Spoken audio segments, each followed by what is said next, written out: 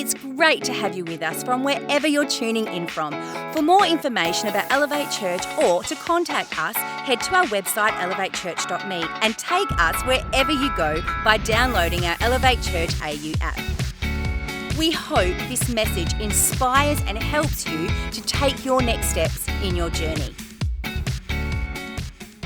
Good morning, Elevate Church. Welcome to week 4 of a series we call and are calling King of Hearts, which, by the way, is a miracle because I tend to lose interest after week 3, and it's like, okay, what's next? But I'm really enjoying teaching this series, and I've been getting real consistent feedback from people, which encourages me to know that stuff's landing. And we're teaching about the life and leadership of David, and whilst we're looking at his life from an historical perspective, and we're taking something of a chronological journey through his life, this isn't merely an interesting history lesson. This is about what things can we learn, the good, the bad, and the ugly, from David's life and leadership that we can take into our spheres Monday through Sunday. So we're going to keep going with that today. If you missed any of the first 3 weeks, you can catch them up on our podcast, audio, or you can jump onto Facebook and YouTube, catch the video from our online experiences. The big idea and the thing that makes this so compelling and why David's life is so compelling is that God himself spoke of David as being a man or a person after his own heart, after God's own heart. This actually was the endorsement from the King of Kings about David. And so what can we learn that positions our life to be somebody that God says, there's a person that's clearly after my own heart? And so we're kind of going to go about 6 weeks, 7 weeks. I just don't like to commit too far ahead anymore because I normally find myself wrong. But if I was in charge of marketing this series, I'd put up the highlights, the titles for every week. I'd probably look at something like this. Come along to the King of Hearts series. We're going to learn about the heart God favors. Ooh, okay, that's okay. Got my attention now. Yep. The worshipful heart. Last week, the courageous heart. All right, yeah. Next week, one of my favorite topics, the loyal heart. And then the blessed heart. And then I'd probably bury in the fine print today's message headline because, come on now, it's not very glamorous. We'll also be teaching about the humble heart. You might want to skip that week. Well, you didn't because that's today. So you're here, and I'm going to teach about humility, y'all. Yeah. Right. 2 rhetorical questions. Number 1, rhetorical question, have you ever prayed for God to open a door? Just answer that in your own brain. Second rhetorical question, have you ever prayed to God to open your heart? Because in my life and in my observation, sometimes God doesn't open a door when we ask him to because we're not ready to walk through and enter in what's on the other side. He's still preparing us for next. He's still preparing us for more. He's still preparing us for the thing that and he wants to do a bit more open heart surgery. And so these prayers aren't mutually exclusive, but they both matter. And so this series is really about the heart, how we can prepare our hearts, how we can grow our hearts, how we can be people who can step through the doors that God opens for us. I'm going to do a callback to a funny tweet that I put up a few months ago. I came across this on the Twitterverse. This guy posted here, let's say, went to text my friend, I'm on my way, and accidentally wrote, I'm in my way. I think I just had a therapy breakthrough. Now, here's the reality, is sometimes we are the barrier to moving into next. And so we, have to be it's not about, in this case, getting out of our way. It's ensuring that the stuff that when God pops the hood and looks into our heart, that we are experiencing and opening our hearts for transformation.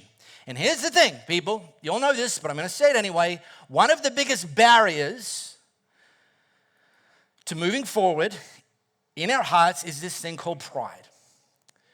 Too proud to acknowledge our own mistakes, too proud to learn from our own mistakes. You know, experience is the best teacher. Some of us have had a heck of a lot of experience on the same thing. Too proud to learn from others, because experience can be the best teacher, but it doesn't have to be just your experience. Too focused on ourselves, not enough looking out for others. Or too focused on ourselves, not enough looking up to God. But here's the good news, people.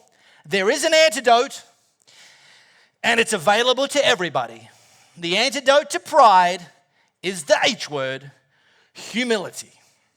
And if and when you and I grow in humility, you will become a better friend, a better parent, a better spouse, a better boss, a better colleague, a better team member, just by growing in this thing called humility. And the reason I did this sort of the marketing thing, saying, I'd bury humility in the fine print, hoping no one would notice and everyone would still turn up on that particular Sunday, is I think one of the reasons humility can become a dirty word for us is that we misunderstand what's meant when God talks about humility. So let me actually double click on what humility isn't. Let's get that dealt with first. Humility isn't you or I becoming and allowing ourselves to be a pushover, a doormat, somebody else's verbal and or emotional punching bag. Secondly, humility isn't a lack of confidence. I'm just so humble. I'm not good at anything because I'm humble. No, that's false humility, and it's actually very toxic, and it doesn't honor God. Or this one, which is a close cousin of that, intentional underperformance. That you don't put yourself forward. You don't speak up in the meeting because you don't want people to criticize you and think that you think more of yourself than you ought to. And it's like, again, false humility doesn't honor God. Well, here's the thing. With this sort of stuff, if your concern is that you don't want people to misinterpret your motives, that you're proud and arrogant, the heavy lifting to better ensure people don't misinterpret your motives is actually done upstream of you in the meeting. It's actually done upstream of you in the family dynamics. And I'm going to come back to that, okay? What humility is, by comparison, and I'm just going to throw two things, and these are also close cousins: strength under control. This is what I would put up as my definition of humility. Strength under control. And it's close cousin, and it's very much coupled with this idea as Jesus followers, that we actually acknowledge that there's a whole lot of power coursing through us. There's a whole lot of power that God sends to us, in us, and through us. And as we use that, as we put that into play, and miracles happen because we allow God to use His Spirit and His power to work through us, humility keeps us on the right side of the line by acknowledging that the power comes through us but doesn't come from us. And I just wonder, before we move on, have you ever, if and when you've thought about humility, have you ever had the words strength and power rise to the surface when you've tried to conceptualize what humility is? I go so far to say I think some of us, this is the first time, potentially, you've had the word strength and power associated with the definition of humility. Now, last week, we talked about the courageous heart. We took a deep dive into David versus Goliath, one of the most famous battles in history. And spoiler, David won. And so I'm going to drop us into literally the immediate aftermath of David being victorious over Goliath. This is what's written. When the victorious Israelite army it wasn't the actual Israelite army, it was David, but he was representing the Israelite army as a volunteer, by the way. No workers' compensation benefits had he lost that particular battle. was returning home after David had killed the Philistine, women from all around the towns of Israel come out to meet King Saul. Okay. They sang and danced for joy with tambourines and cymbals. We'll just stick with the cymbals here. This was their song. And they're singing this. I'm not going to sing it. Saul has killed his thousands and David his 10,000s. Next, this made Saul very angry. No kidding! Go Saul, kill them thousands. But, David kills 10,000s. What's this, he said? They credit David with 10,000s and me with only thousands? Well, next they'll be making him their king. And by the way, Saul didn't know that God had already anointed David as a teenager to become the next king. And he just thinks that at some point, there's going to be like a civil war. And people are going to push me off the throne and install David. So from that time on, Saul kept a jealous eye on David. Now, prior to this point, Saul was very affectionate towards David. David had actually come into the court of the king and played worship music to minister to Saul, whose heart had been escalating into a very dark place. Described as being filled with anxiety and paranoia. Well, this didn't help things in Saul's heart. In fact, things escalated in Saul's heart to a point where he made a decision to actually knock David off, kill him. He didn't put a bounty out there. He was going to do it himself. This job was too important to outsource. Well, David got wind of this, and he fled the area for his own safety. And he spent a considerable period of time living out in the forests, just trying to avoid and evade being recognized, being hunted down, people tipping Saul off as to his whereabouts. And he was living in caves, and kind of formed a bit of a mini army himself. About 400 to 600 people kind of, became his informal army, but didn't help things. He's still in hiding.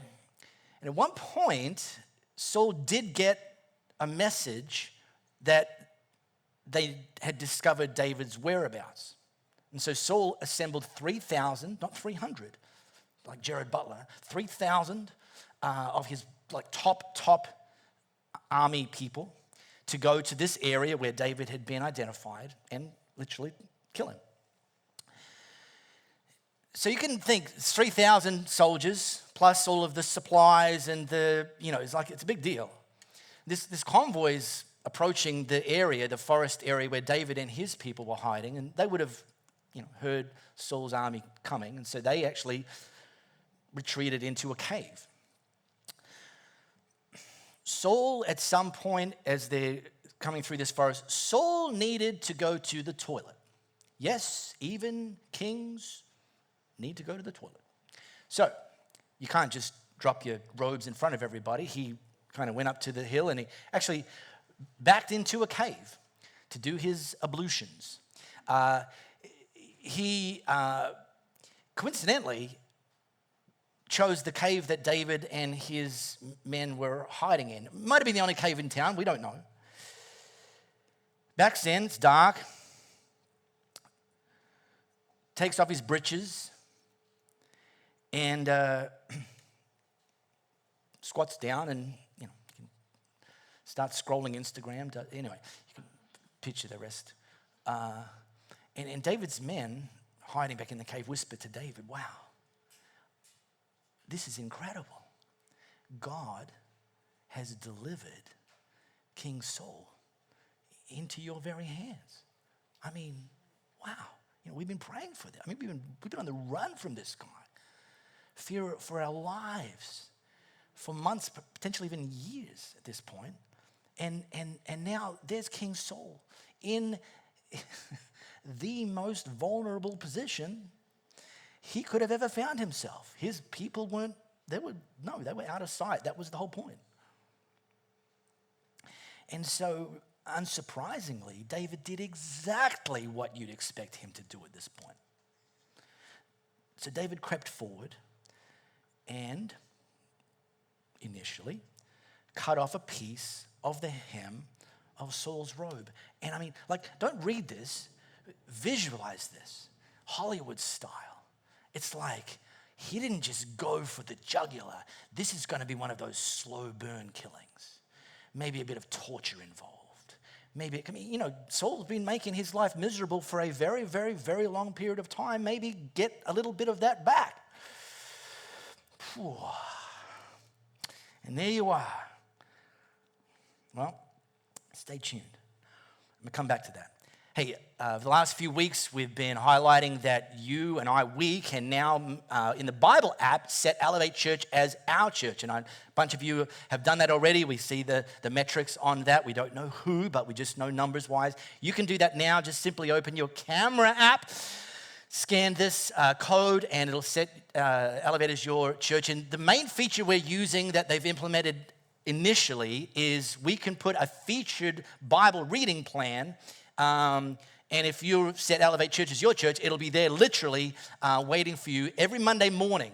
And it's been pretty neat doing it through this series because every Monday we've actually been putting up a reading plan from the life and leadership of David that's actually been specifically tied to the very aspect that we've taught on the Sunday. So this week's Bible plan was obviously about the David versus Goliath, called The Bigger They Are, the Harder They Fall. And so I've been doing that. A bunch of you have been doing that.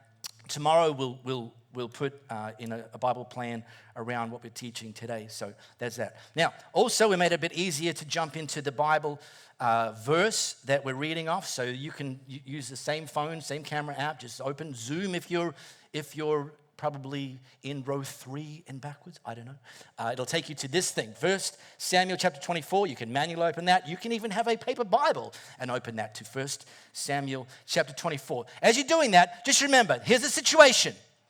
Saul, squatty potty. David, slicing off robe. Saul didn't even know, he didn't even know what happened. I mean, the point is, Saul may not have even actually had the robe on at that moment. It might have just been put to the side. He's still got the element of surprise over King Saul. He's still got darkness to his advantage over King Saul. And he's still got 600 of his men in the cave. Saul is on his own, right? Slow burn killing. But then David's conscience began bothering him because he had cut Saul's robe. And he said to his men, "The Lord forbid that I should do this to my lord the king. I shouldn't attack the Lord's anointed one, for the Lord himself has chosen him." David switched into humility mode. He chose not to do something because he knew God hadn't greenlit that. See, sometimes courage is standing up and speaking, standing up and acting. And sometimes courage is keeping your mouth shut and doing nothing until God gives it the green light. And it's only when God gives it the green light that we have access to God's power and favor. And so David chose what on the surface seems like a pretty peculiar decision, but humility won the day. And he knew that his time would come, but it would come when God wanted to move him from anointed as king to appointed as king, and this wasn't the time.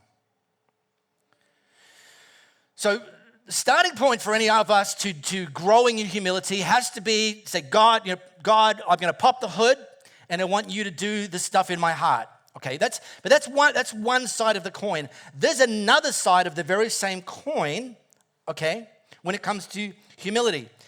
I've occasionally, when God first pointed and tapped David to be the next king, having looked at David's 7 older and so-called, more capable brothers and said no to every one of them, God's words were, people look at the outside appearance, but I look at the heart. And David's heart is head and shoulders above his brothers. Now, I've actually had people say to me in my several years on this planet, well, yeah, I know people look at the outside appearance, but, God looks at the heart. which is code for terrible interpersonal skills. They just said something very, very dumb or did something very, very dumb and said, oh yeah, but, you know, of course people judged me on that. People look at the outside, but God looks at the heart. Like, yeah, sure, but if your motives are so pure, you're actually shooting yourself in the foot because your skills are terrible. And so here's the gold standard that I encourage people to aspire to is get maximum overlap with your intentions, aka your motives, and your actions, your words, what you do. Maximum overlap. It's a Venn diagram. We've got this just to give you the look. Because here's the thing. Let me tell you something you already know. Again. Nobody wants to work for a boss who has great motives and terrible interpersonal skills. Did I just arrive at somebody's workplace? He's like, how does he know? Has he been in my office this week? Does he have CCTV installed in the break room at my business? Nobody wants to be raised by a parent who has great motives and terrible interpersonal skills. Nobody wants to be the friend of somebody who has great motives and terrible interpersonal skills. Am I right?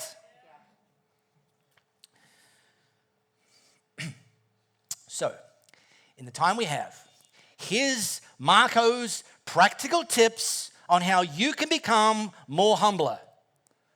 Reese, I'm very aware that's not a word. At least not yet. Every word started somewhere, people. And as with any skill, I'm gonna drop 7, y'all. 7. Okay? I know. In not many more than 7 minutes. And the good news is this, as with any skill, these can be developed.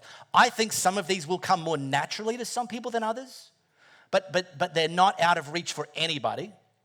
And they can be continually, and I recommend you do, continually develop them over your life to be more effective in your life and leadership. And again, these are the skills that are intended to marry up with the motives of humility.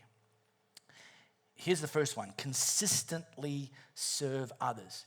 Now, I have intentionally put this at the top of the list because the other 6 that I'm going to show you are all built on the foundation of this one.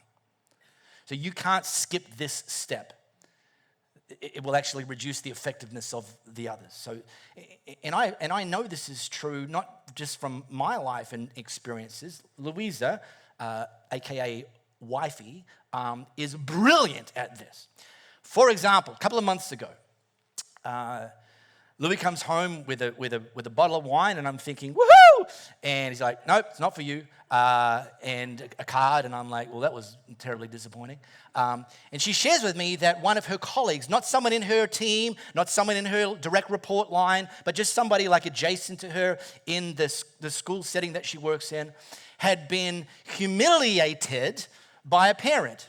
You know how that goes? You know, like it used to be that if the kid's underperforming, you yell at the kid. Now if the kid's underperforming, you yell at the teacher. You know, you've seen that shift, yeah? All the teachers are like, come on, preach it, Mark. Yeah, well, it's not cool, people. And so this teacher was getting absolutely dunked on by this parent, which is not cool. And what made it worse is the boss of this staff member was in the meeting and did nothing to have the back of the staff member. Doubly not cool. So even if the staff member hasn't yet developed the confidence and the skills to say, excuse me, parent, you don't get to speak to me like that.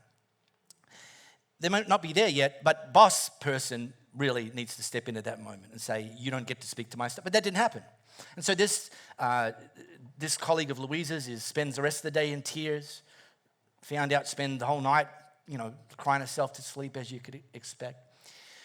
So Louis, again, not one of her colleagues in her area, but knows the story, gets a bottle of wine, gets a card, writes a very heartfelt letter, set her alarm early, not a morning person, set her alarm early the next day so that she could get to school early enough to break into her colleague's office and put the card and the bottle of wine there with the heartfelt message and then just leave it. And that's the first thing that her colleague would get on arrival. And shortly after the colleague arrived and read, she started crying all over again. Allegedly cried more then than she cried the day before, but in this case, it was the good sort of tears.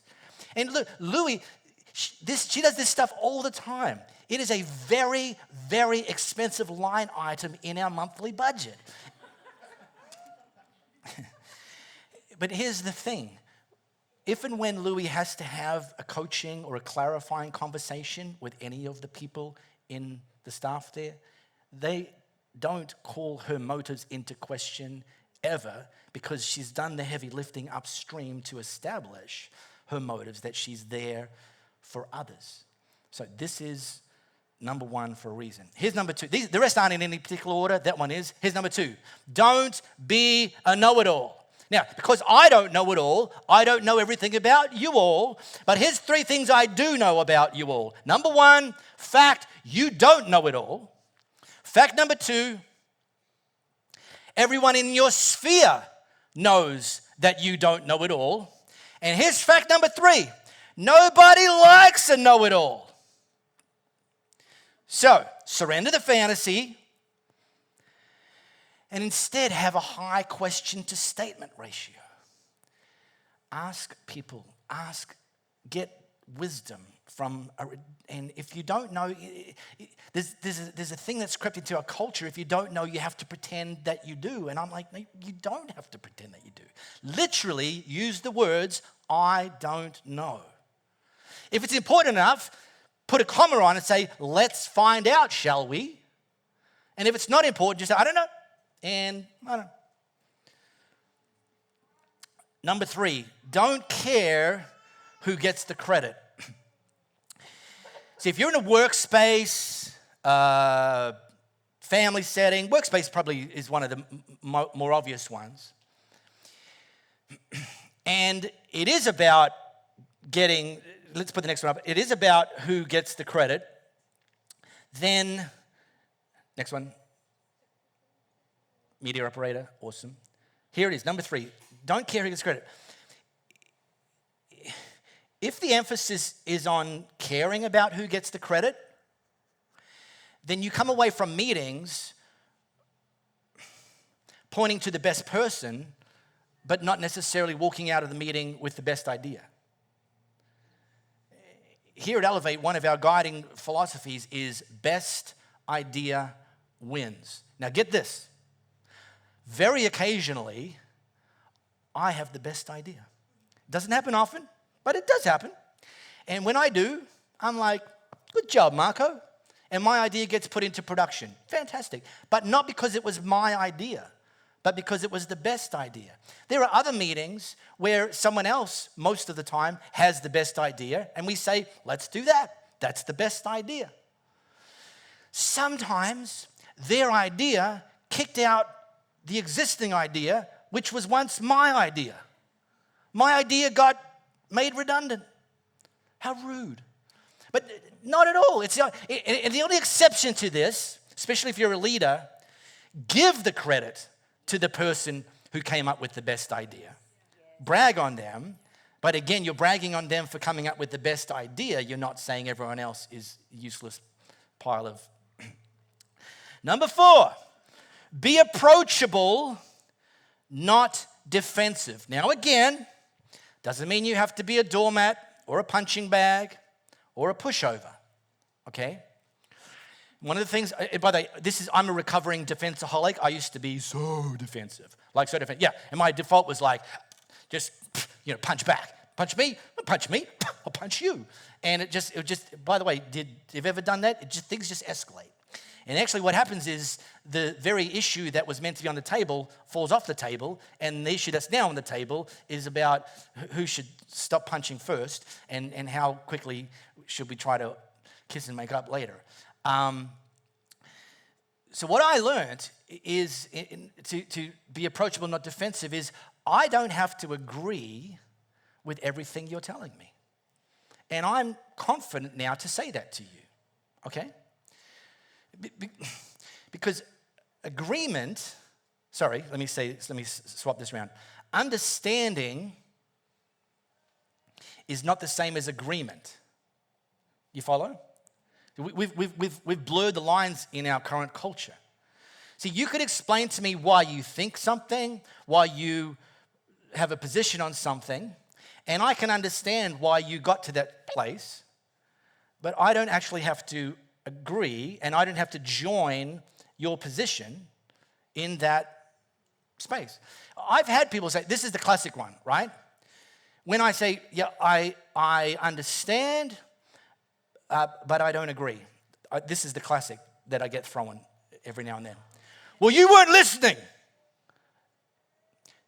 No, I heard you. I understand you. And I don't agree. And by the way, if you're interested, you can ask me why. And I'll happily explain. And here's the thing, I will give you an explanation, but I'm not going to try to convince you either. This isn't an arm wrestle. We can actually have, so you can be approached. Now, by the way, there's some people, 3 strikes and they're out. Like, no, I'm not even going to listen to you. I had to do this week.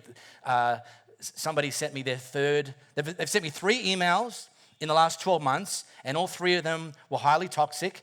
I read the first one, deleted it. Read the second one, deleted it. This one I just deleted. Well, actually, I read it, then deleted it. And then I set up on my computer a new rule that any emails that come from their email address go straight to my bin and get automatically deleted. Yeah, it's a little side tip. Number 5, really quickly, be quick to acknowledge your... Be quick to... Be quick to acknowledge your... I'm sorry, I was... That's a throwback to Arthur Fonzarelli on Happy Days, by the way. He didn't get the word out. Be quick to acknowledge you're wrong. Now, here's a pro tip in this. I'm a big fan of unqualified apologies. I'm just coming to you to say, I'm an idiot. I'm terribly sorry. I've just realized that I was wrong. That's an unqualified, and they're pretty easy to receive, right? And you're like, oh, cool, I appreciate you coming to me with that. Sometimes, particularly when it's an ongoing relationship that I'm trying to build some trust in, I will ask them, would you like me to give you an explanation of why I did that? Because I had to process it myself, and that might help us just get better understanding going forward, but an explanation isn't an excuse.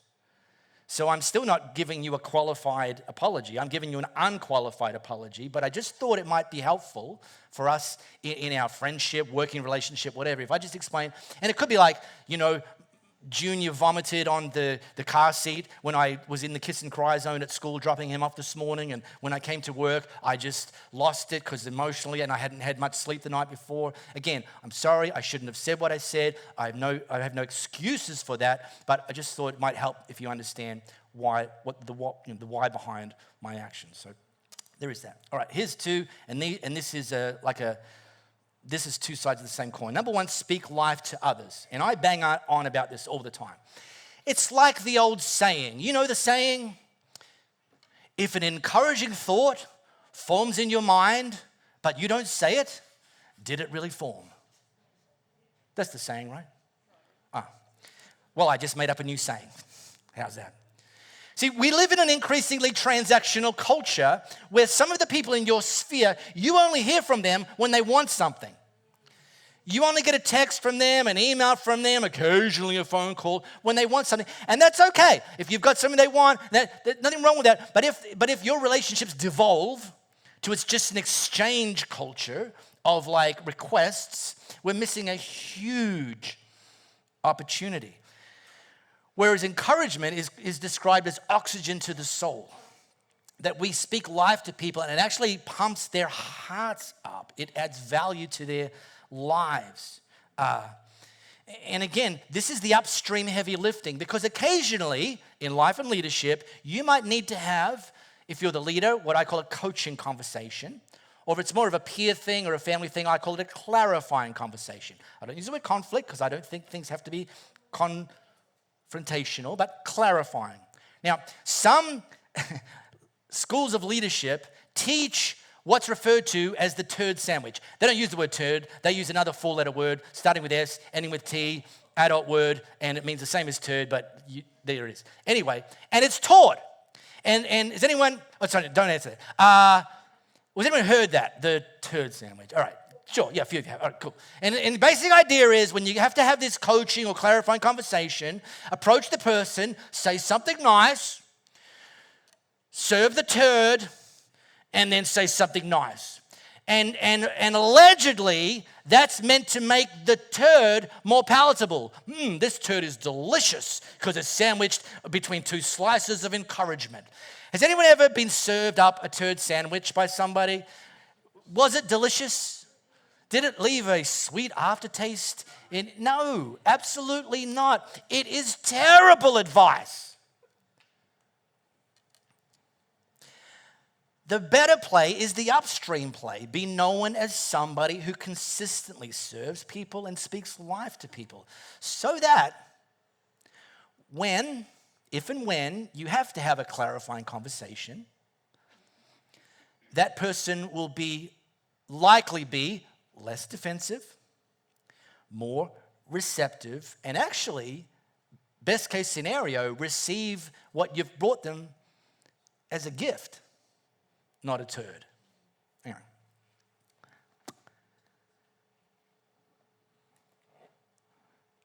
I promised myself I'd get through that point without saying any adult words. Yes! Woohoo! It's a new record. Final one, and this is the other side of the coin. Become a bragger about others. Have you had somebody come to you and they're spouting off toxic stuff about somebody else that's not in the room?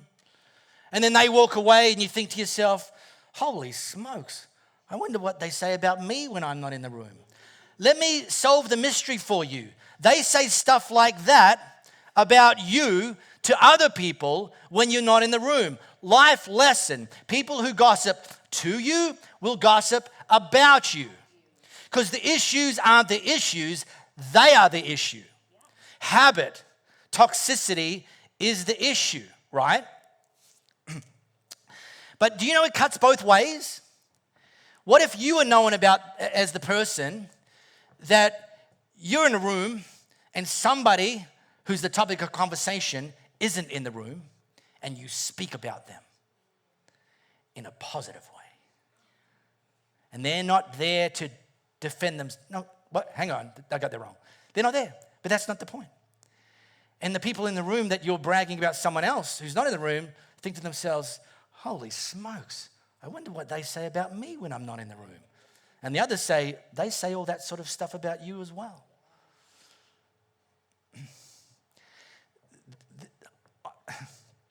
I cannot guarantee that if you and I develop this toolkit, I cannot guarantee you will never be misunderstood again, okay?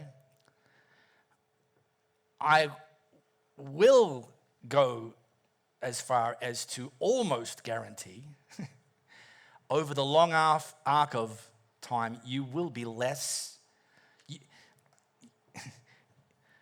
I know, but what I meant was, it's like having this, people know your motive. It's humility. And it's about the heart and the skills maximally overlapping. We really hope you got a lot out of this message. If you live in the Perth area, we'd love for you to join one of our live experiences. For times and directions, as well as information, head to our website, elevatechurch.me. For those of you beyond the Perth area, we'd love for you to connect with our online experience, which premieres every Sunday via YouTube and Facebook Live, and on demand immediately after. And to partner with us to reach more people by giving financially, head to our website, elevatechurch.me, and also download our Elevate Church AU app.